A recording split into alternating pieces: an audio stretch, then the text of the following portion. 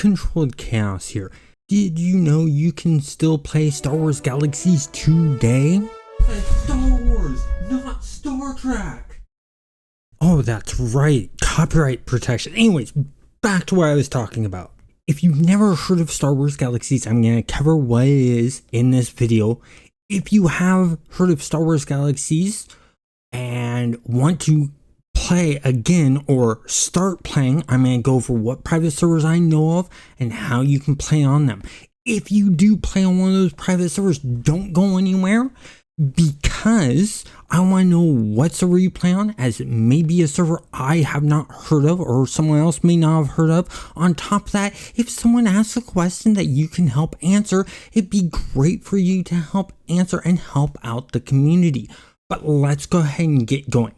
First off, Star Wars Galaxies was an MMO that was made by Sony Online Entertainment, now known as Daybreak Games, in 2003. It was shut down in 2011, 5 days before Star Wars The Old Republic MMO was released. It was set in the time period of A New Hope. It is a sandbox MMO where you chose your class based on what skills you chose. That was at launch. That changed later on, and I'll get into that later. But you got to be cool things like a smuggler, a doctor, a bounty hunter, an entertainer, a weaponsmith, a creature handler, and much, much more. Now, you're probably asking, well, why entertainers? What's the point of being an entertainer, like a dancer or a musician? Well, these entertainers gave you buffs, whether it helped out in combat, crafting, or whatnot. And this was very useful. You'd find them in cantinas, hanging out, giving buffs to your smugglers and your riflemen and things like that so that they could do combat. You'd find them hanging out in the crafting areas, giving buffs to the crafters and stuff like that. That made it really nice.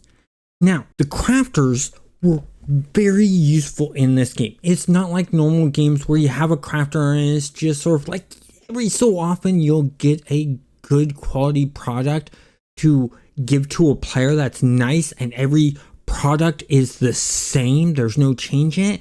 Crafters in this game were very important, and the reason being is the best equipment you could have in the entire game was made by crafters. Whether it was your armor, your weapons, your house, your pets, your vehicles, things like that were made by crafters, and the best made by crafters. And the reason being is they had an experimental mode where you could increase the durability or the damage a weapon does, how much armor the armor has, and things like that, which made your stuff unique. And the great thing is with crafters, if you created and did an experiment on something and really liked what came out on there and you thought a lot of people would like them, you could make a blueprint and mass produce those. Crafters also had the capability of having a workshop that would automate and make things for you while you were doing and creating other blueprints or other one-off products for someone. So someone could come up to you and say, I am looking for a weapon that does this much damage, this type of damage, and has this durability on it. Now you may be asking, well, why are you mentioning durability on weapons? And the reason being is everything that was carried by a person that was used had durability on it. And if that durability got low, you need to go and get that repaired. Once again, this is where the crafters come in. They have the skills to be able to repair the items that they specialize in, whether it be weapons, armor, whatever. And that made it useful. If the durability got to 0, you'd then have to go and buy another one. And so that kept the economy going. And that was a really nice way of doing this. Now, you also have harvesting, but harvesting was done differently. It wasn't go out and find this ore node or this tree and whittle it down. Instead, what you did is you did a survey to find a resource. And then you would find the resource you're looking for, the purity amount that you're looking for, and then start harvesting. And the purity amount, the higher the purity amount, the more resource you get in one gather. But if your surveying skill was high enough, each time you increased your surveying skill, you would also gather more of the resource, and you'd have a bigger area to survey, which was really nice, but doesn't end there with harvesting. Harvesting, you also had harvesters. So let's say you found a very good area for an ore you're looking for, whether it be copper or steel or iron, and you don't want to spend your whole entire time sitting there harvesting, because that can be very boring to some.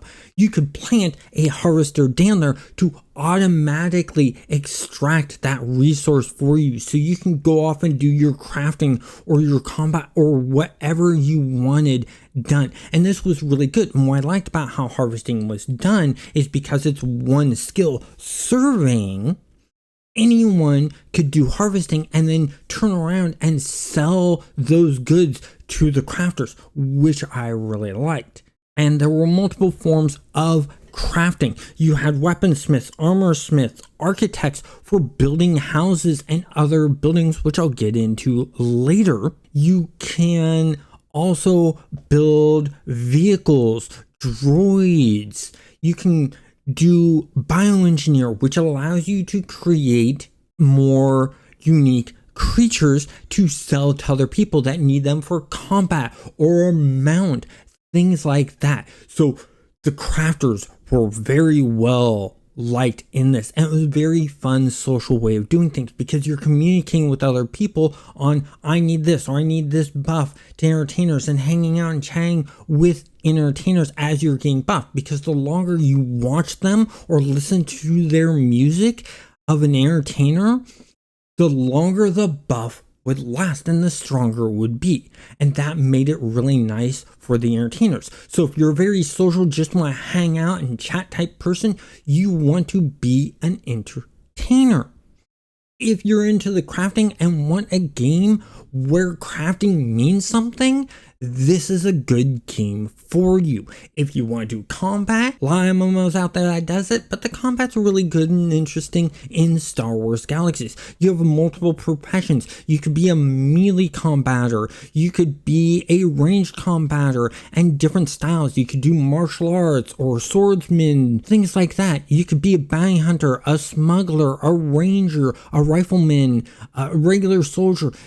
On top of that, they do have PvP, and done in multiple forms. One form is the faction base. You could join the rebels and fight the Empire, or you could join the Empire and fight off the rebels. On top of that, you could work on becoming a Jedi in this game. With the original way it was designed, it was very hard to become a Jedi because they were rare in this time and space of Star Wars Galaxies, but you can be a Jedi. But you want to be careful because bounty hunters can hunt the Jedi, and that sort of balanced it out and made a reason of well, do I really want to be a Jedi type of things. Bounty hunters could also be contracted to hunt down other players or do randomly generated missions to hunt down an NPC. And then speaking of randomly generated missions, that's the other cool thing about this game, is there were these little kiosks where you could get entertainer missions, you could get crafting missions, you could get harvesting missions, you could get combat missions and things like that that were randomly generated, and then you'd go and do that quest. So it wasn't fully pre-made missions. Yes, there are some in there for story-based stuff and tutorial-based stuff, but that wasn't the bulk of the missions. It was a sandbox game. Play the way you want to play fully. Now, let's get into how to play on these private servers. There are 3 of the servers that I know of right now, and each of them are different. I'm going to tell you what the difference is and then how you can play on these servers. First off, there is Star Wars Galaxies Emulator, or Star Wars Galaxies EMU. This is a server that is based on how Star Wars Galaxies was when it launched. So you didn't have all the expansions. So there was no space travel. You didn't get to fly in space and do space combat. That's not available on this server. But what you did get to do, you got to choose your race, how your race looked, and then your basic jobs, such as were you melee combat, ranged combat, an entertainer, a medic, or a crafter. Those were the base choices, and that chose what starting equipment you got. Now, was that the final end all be all? No. You could go and buy equipment to change to something else. So if you wanted to be a ranged combat person and be a bit of a mech, to be a combat mech, you could go to someone and buy, or go to the bazaar and buy a medic kit to start learning how to be a medic. Or let's say you want to be an entertainer and a medic, or an entertainer and a crafter. You can go and choose one of those to start with, make your money, and then go buy the equipment you needed to do that other skill you wanted to learn. Now let's talk about how to get onto the server. First, you'll want, in the description is the link for all of these servers and you know how for the websites. You'll need to create an account. You'll then need to have a copy of the game, whether you have the discs or you have a digital copy of it, or however you get. The other way of how you get, I don't want to know. But you will then download their launcher. You'll install the game, and then you'll install their launcher where they tell you to install the launcher, and then you'll run their launcher. It will update the game and let you get onto their server. The next server I want to talk about is Star Wars Legends.